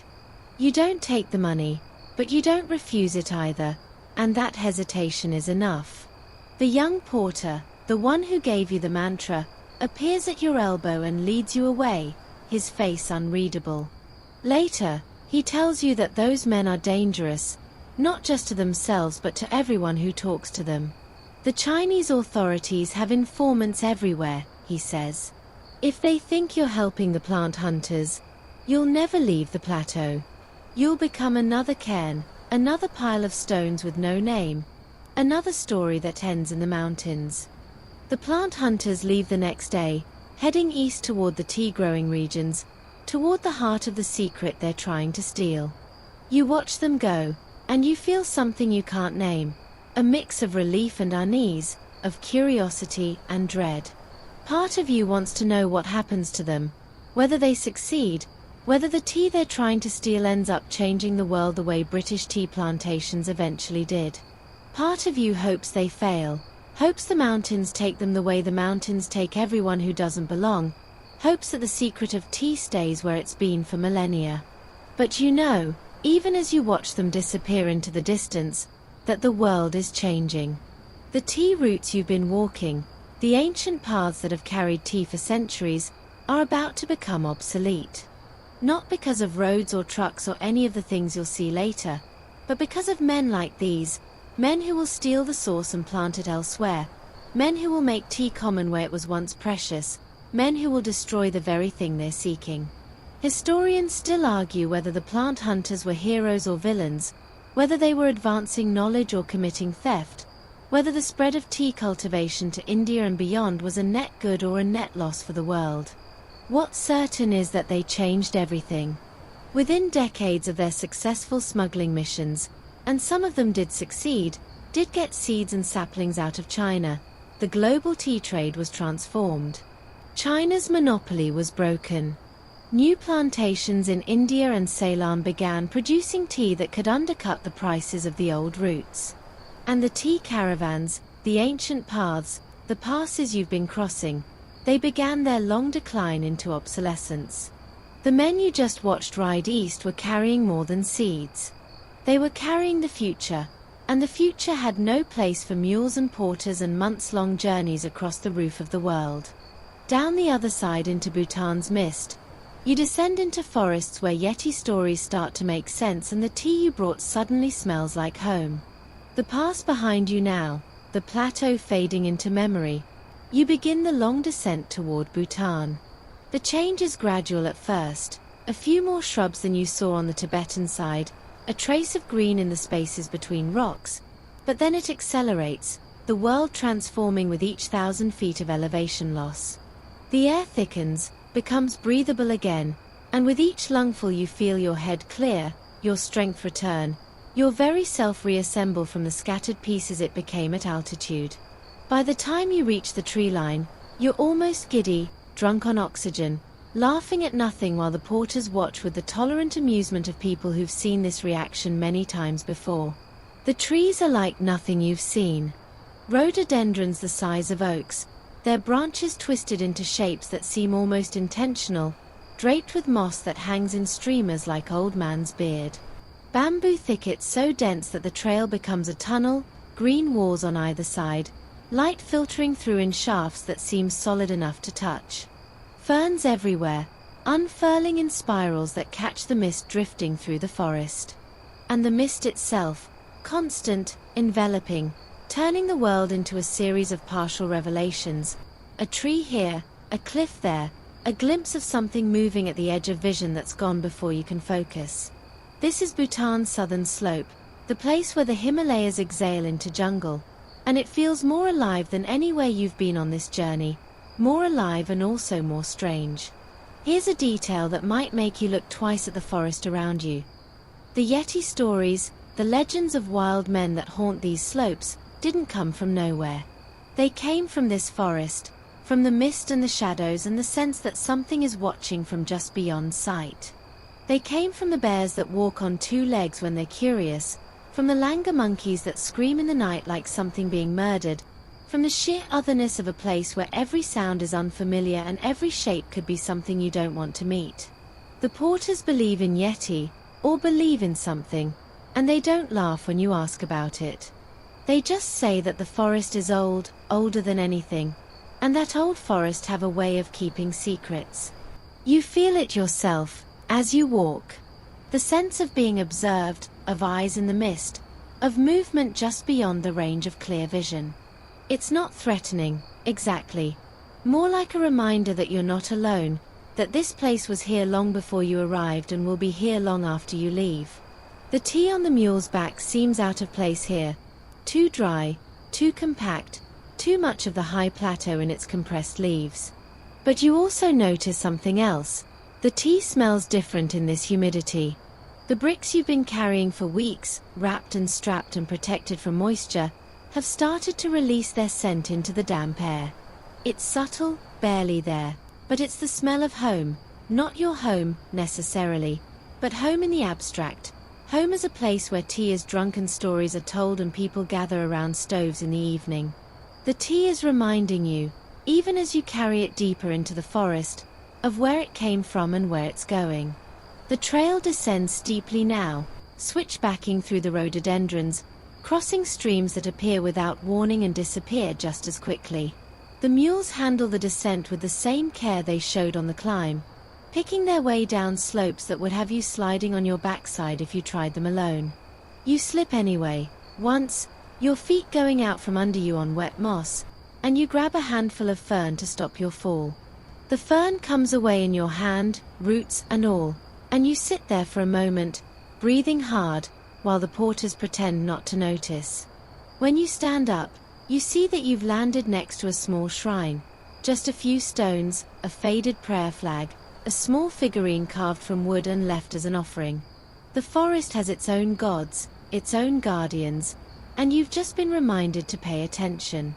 A village emerges from the mist, clusters of wooden houses on stilts, their roofs weighted with stones against the wind. Smoke rises from chimneys, and for the first time in weeks you smell something other than mule and sweat in your own unwashed self. Cooking fires, roasting grain, the rich scent of something that might be meat. The porters quicken their pace, and you quicken yours, because the village means rest, means food, means a break from the constant movement that's become your entire existence. As you approach, children run out to meet the caravan, their laughter cutting through the mist like sunlight. They're not afraid of the mules, not afraid of the strangers, not afraid of anything except maybe the Yeti stories they've heard since birth.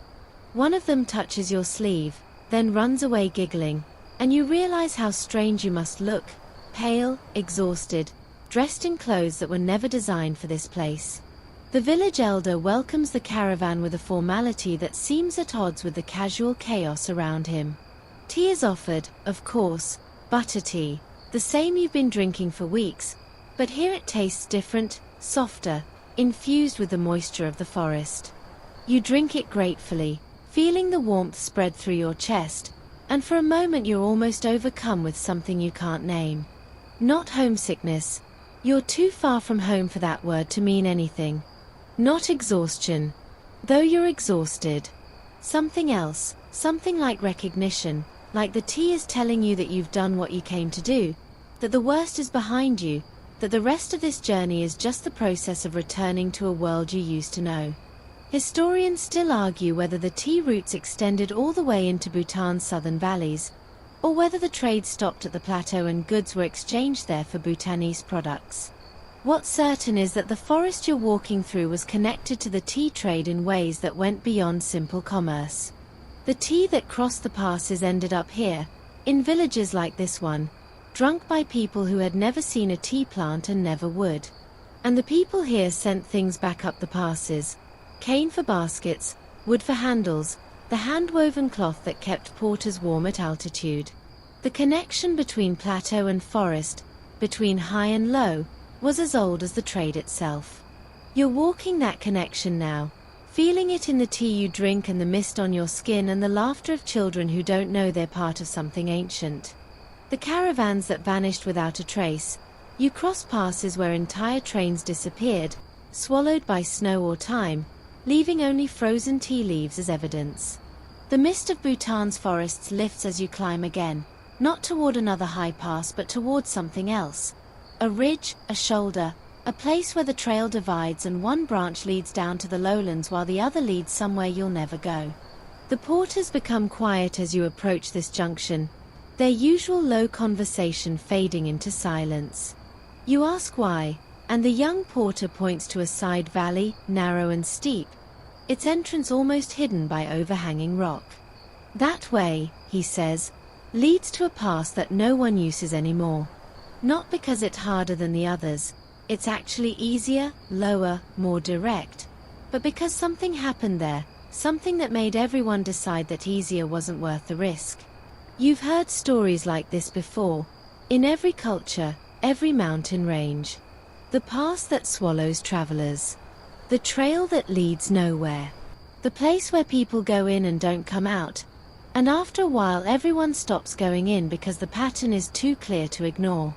But hearing stories and standing at the mouth of such a place are different things. The valley looks innocent enough, green, almost inviting, with a stream running down its center and what might be wildflowers on its slopes. But the porters won't look at it directly. They keep their eyes forward, on the trail ahead, on the safe route that leads where they need to go. And they walk a little faster until the valley is behind them, hidden by the same rocks that hid its entrance. Here's a historical detail that haunts the tea routes. Entire caravans have vanished here. Not occasionally, not rarely, but often enough that the routes themselves shifted, that passes were abandoned, that traders started going the long way around rather than risk the short way through. In 1950, a caravan of more than 100 mules and 40 men disappeared somewhere in this region, carrying a load of tea worth a small fortune. They were never found. Avalanches, bandits, disease, starvation. Any of these could explain it, but none of them explain why no trace remained, why not a single body or brick or bell was ever recovered. The mountains just took them, the way mountains do, and left nothing behind. You think about that vanished caravan as you walk. About the men who led it, the mules who carried it, the tea that was supposed to reach some village or monastery or trading post and never did. About the families who waited, the traders who lost their investment, the stories that grew up around the disappearance until fact and fiction became impossible to separate. The porters with you now know those stories, have grown up with them, have probably told them to their own children. And they're walking past the place where some of those stories began, not looking, not speaking, just moving as fast as the trail allows. Then you see it. Off the trail, maybe 50 yards, half buried in the slope of a moraine, something that doesn't belong. You stop, and the porters stop with you, and for a long moment no one moves. Then the lead porter, the oldest, walks toward it slowly, and you follow because you have to know. It's a mule. Or what's left of a mule, bones, mostly, picked clean by scavengers and weathered by decades of snow and sun. But there's more.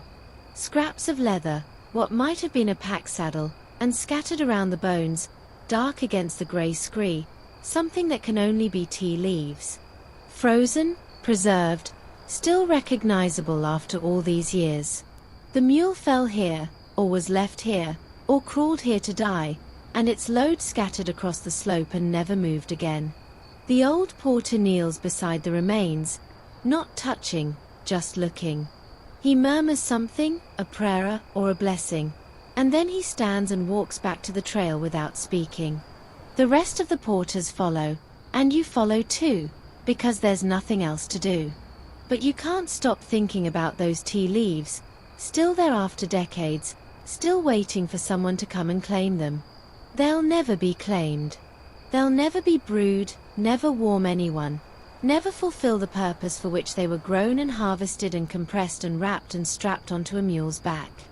They're just evidence now, proof that something happened here, that someone passed this way and didn't make it to the other side. The trail continues, but something has shifted. You notice now how the porters watch the slopes above, how they listen for sounds that aren't there, how they pause at every crossing of running water as if expecting something to emerge from the spray. The mountains have become animate again, not in the way they were on the high passes, not as obstacles to be overcome, but as presences, as witnesses, as things that remember. Every stone could mark a grave.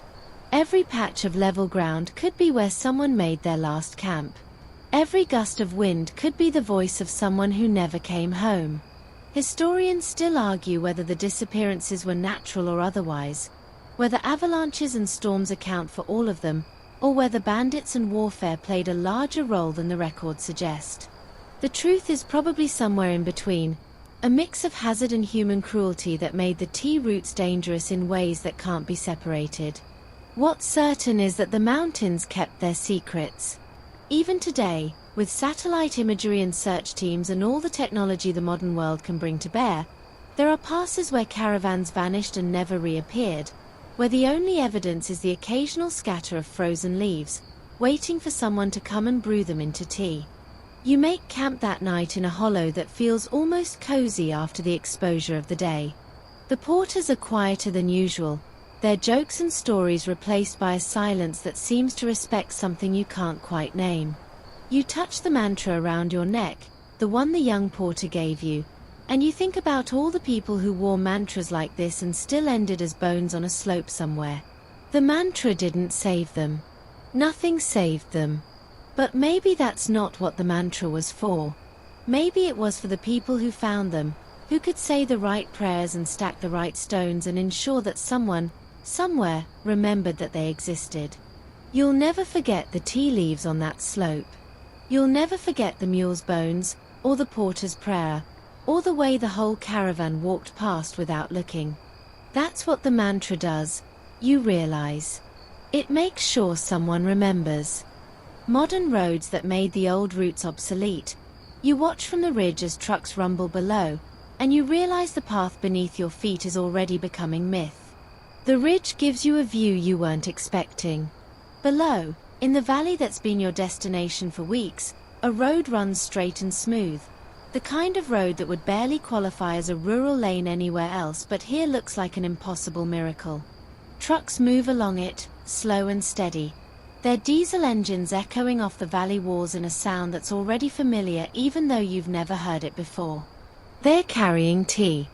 You know this without being told, can see the stacks of bricks visible through open tarpaulins, can trace the route they'll take to Lhasa or Kathmandu or wherever the market sends them.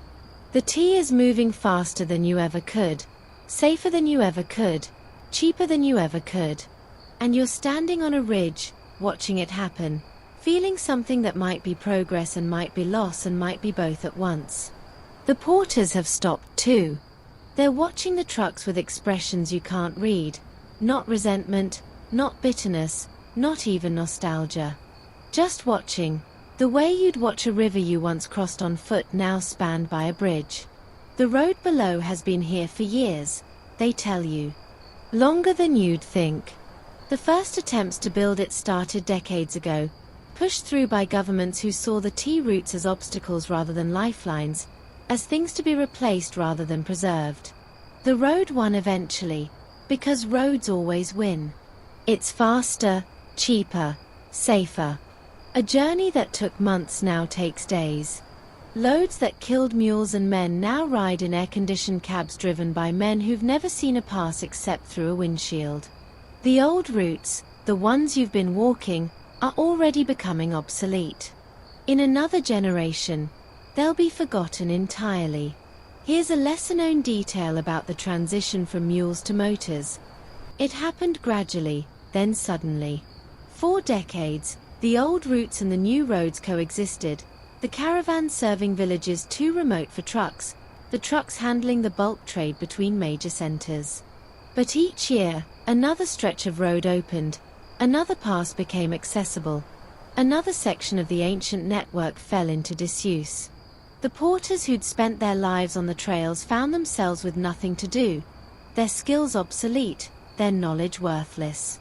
Some moved to the cities, found work in factories or construction, tried to forget the mountains that had shaped them. Others stayed, watching the trucks go by, waiting for caravans that would never come. The tea routes didn't die all at once. They faded, the way trails fade when no one walks them, slowly reclaimed by the same mountains they'd crossed for centuries. You think about this as you start the final descent toward the road. The trail beneath your feet is still clear, still marked by centuries of use, but you notice things you missed before. Places where it's been undercut by erosion, sections that have slipped away entirely, stretches where new growth is already starting to obscure the path. The mountains are reclaiming their own, slowly but surely, erasing the evidence that anyone ever passed this way. In a few decades, maybe less, The trail you're walking will be invisible from any distance. Just another slope among thousands, just another ridge in a landscape of ridges. The tea that moved along it will be remembered in books, in museums, in the stories old people tell their grandchildren. But the path itself will be gone. The road gets closer, the sound of trucks louder, and you feel a strange reluctance to reach it. The trail has become familiar, almost comfortable, despite everything, despite the cold and the altitude and the constant risk of death. You know how to read it now, how to place your feet, how to trust the mules and the porters and the mountains themselves. The road offers none of that. The road offers speed, efficiency, safety, all the things you've been missing for weeks.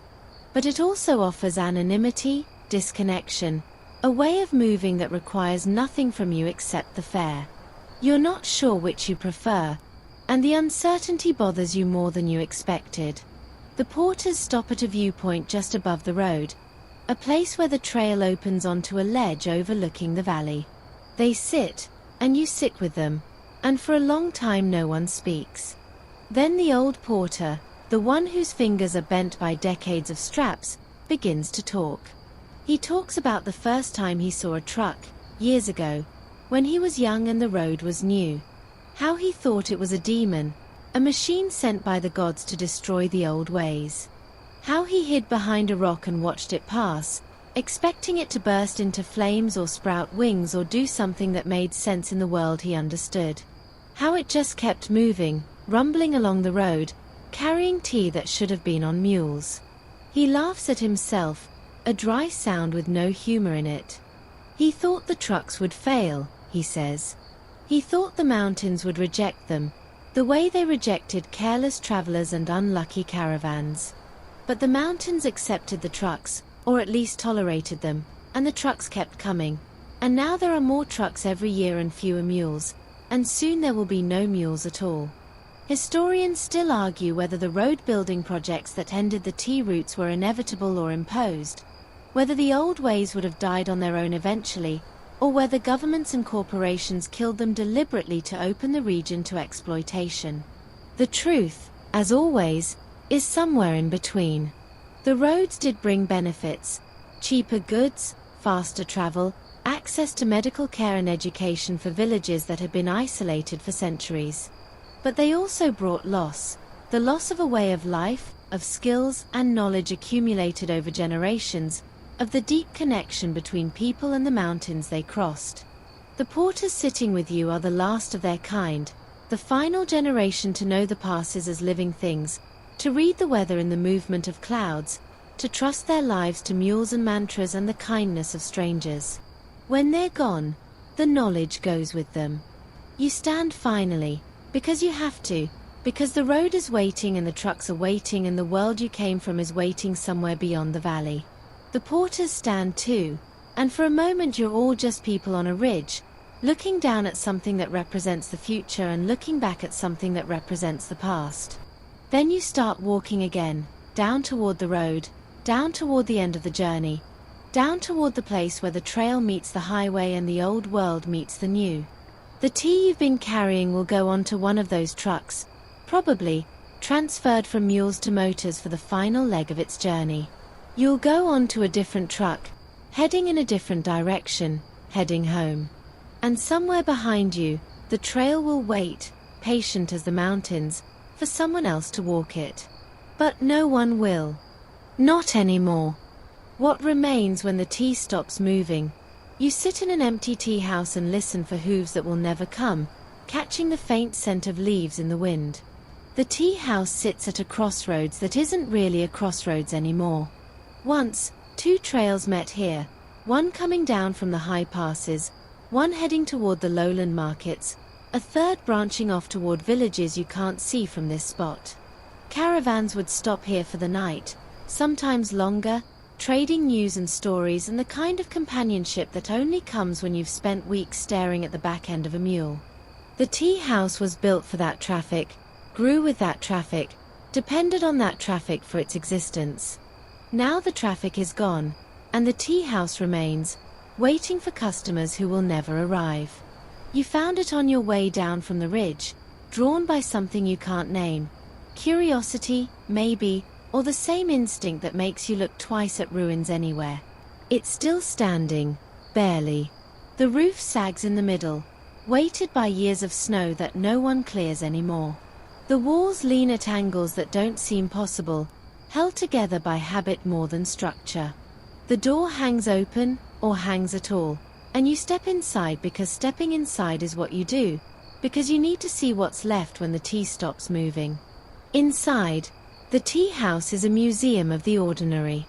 Wooden benches line the walls, their surfaces worn smooth by generations of travelers. A counter runs along one side, the wood dark with spilled tea and years of use.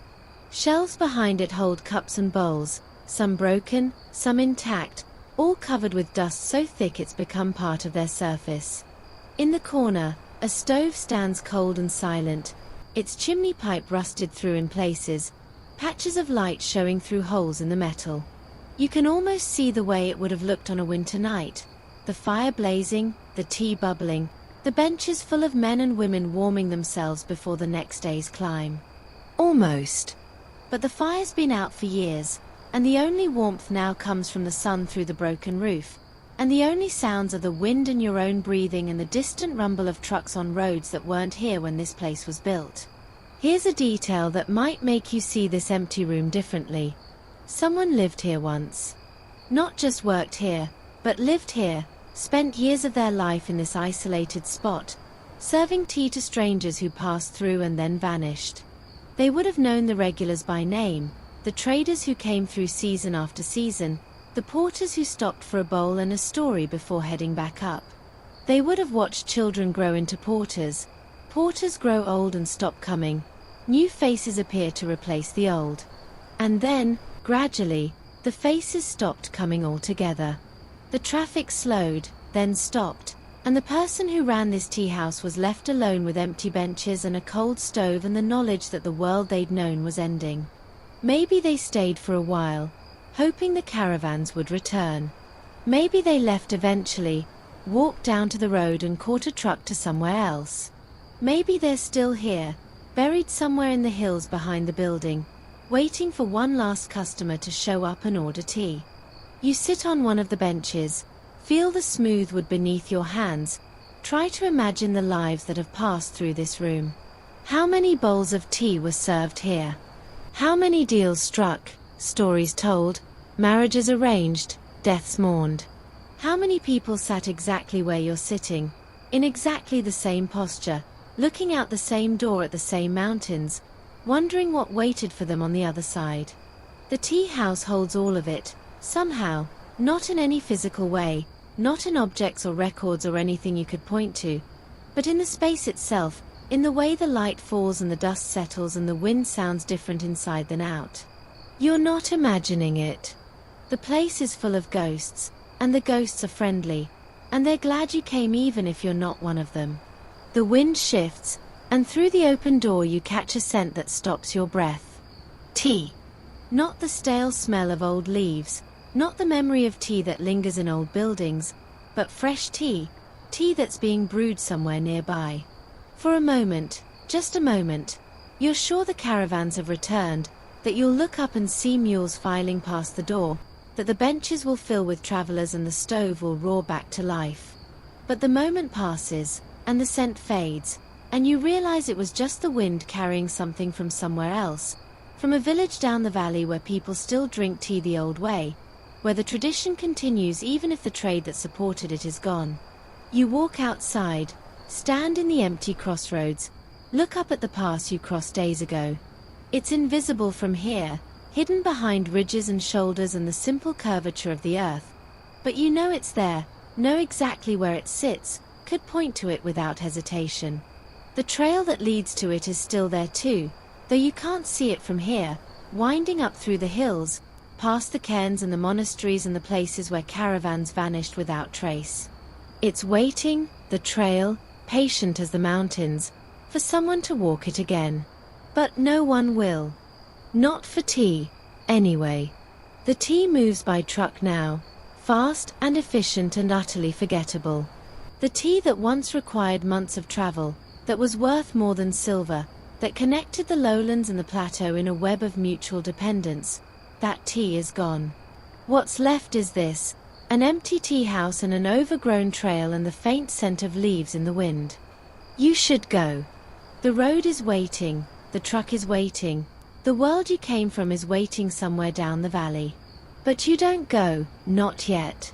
You stand in the crossroads a little longer, listening. 4 hooves, 4 bells, for the low voices of porters arguing about the best route through the next pass. You don't hear them. You won't hear them. The caravans are done, finished, as extinct as the dodo and the passenger pigeon and all the other things that couldn't survive the modern world. But the tea house remembers. The trail remembers. The mountains remember. And now you remember too, which means the memory will outlast you, will pass to someone else, will keep the story alive for one more generation.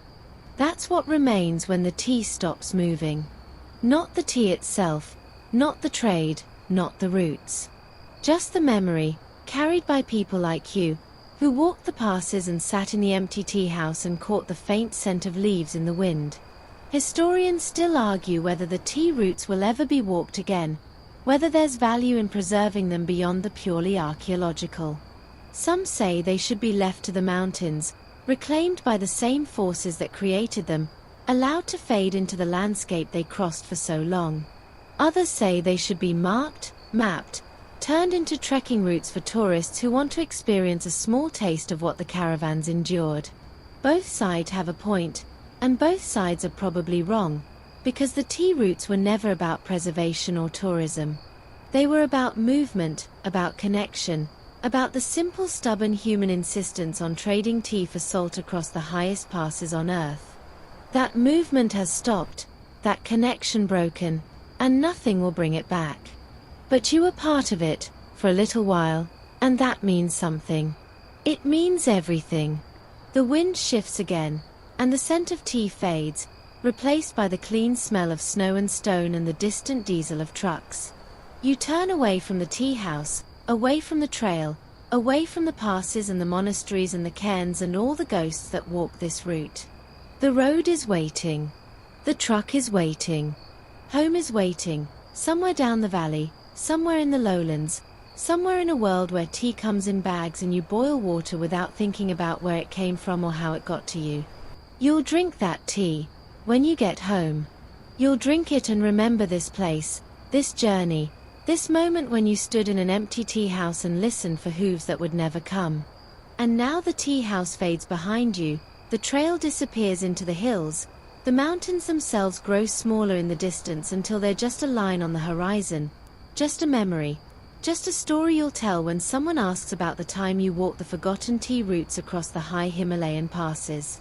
You'll tell them about the mules and the porters, about the passes and the monasteries, about the tea that was worth more than silver and the caravans that vanished without trace. You'll tell them about the empty tea house, and the scent of leaves in the wind, and the moment when you understood that some things end not with a bang but with a long slow fade into memory. And they'll listen, and they'll nod, and they'll never really understand, because understanding requires walking, and walking requires passes, and the passes are still there, waiting for someone who'll never come. But you came. You walked. You remember. And that's enough. The trail behind you now, the tea house empty, the mountains silent in the fading light. You breathe deep, once, and let the memory settle into something soft and warm, the way butter tea settles in a wooden bowl after a long day on the pass. The wind carries nothing now but the scent of coming snow, and somewhere far below, lights begin to flicker in villages that never knew the caravans, never heard the bells, never waited for tea that took months to arrive. You are the last witness, the final traveler on a route that will soon exist only in stories like this one. But the stories matter. They matter because someone walked, because someone remembered, because someone sat in an empty tea house and listened for hooves that would never come. You were that someone. You are that someone still, even now, even here, even as the mountains fade and the tea grows cold and the long night settles over everything. Sleep well. The passes are behind you. The journey is done. And the tea is finally at rest.